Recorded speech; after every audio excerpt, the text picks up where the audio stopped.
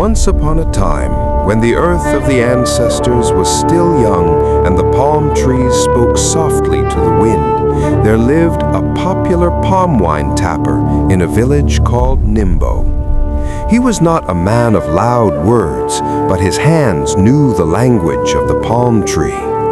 From dawn until the sun stood tall, he climbed the tallest palms, and from their hearts flowed sweet palm wine, clear, fresh, and alive. In all the kingdom, none could tap palm wine like him.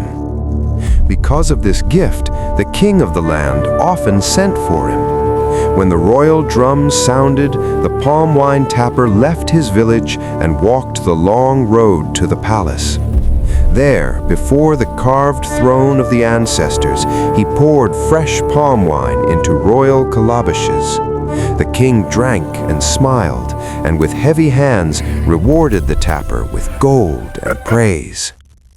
Now it happened one day that the king's daughter, the princess of the kingdom, saw the palm wine tapper as he served the wine. From behind flowing palace curtains, her eyes followed him. She saw not a commoner, but a man of truth, humility, and quiet strength. And like fire hidden in dry grass, love began to grow in her heart. Days passed, and each time the tapper came to the palace, the princess watched him. Their eyes met only for a moment, yet in that moment their spirits spoke. But love, when it walks in secret, makes noise in the ears of others. Soon whispers began to travel like harmattan wind. In the market, in palace corridors, in the mouths of servants and villagers, the story spread.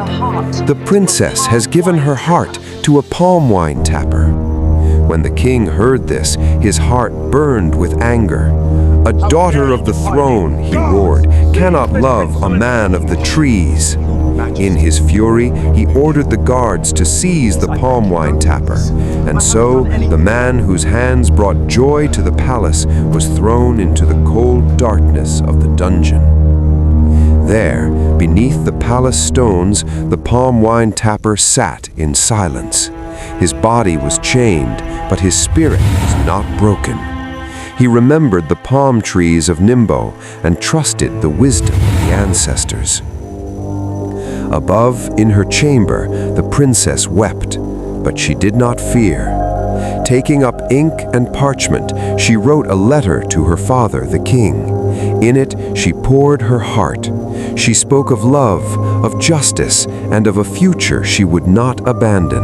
She swore that if the tapper died in chains, she would leave the palace forever. The king read the letter alone. Long into the night, he sat with the words of his daughter and the voices of the ancestors echoing in his mind. He remembered the honesty of the palm wine tapper, his service, and the joy he brought. Slowly, the fire in the king's heart cooled. At dawn, the dungeon doors were opened. Light entered where darkness had lived. The palm wine tapper stepped out, a free man. Before the gathered kingdom, the king spoke. "Let love that is true not be cast aside by pride." And so, drums were beaten and palm wine flowed freely. The princess and the palm wine tapper were joined in marriage beneath the open sky. Villagers danced, elders blessed them, and the king smiled as the ancestors smiled. And from that day on,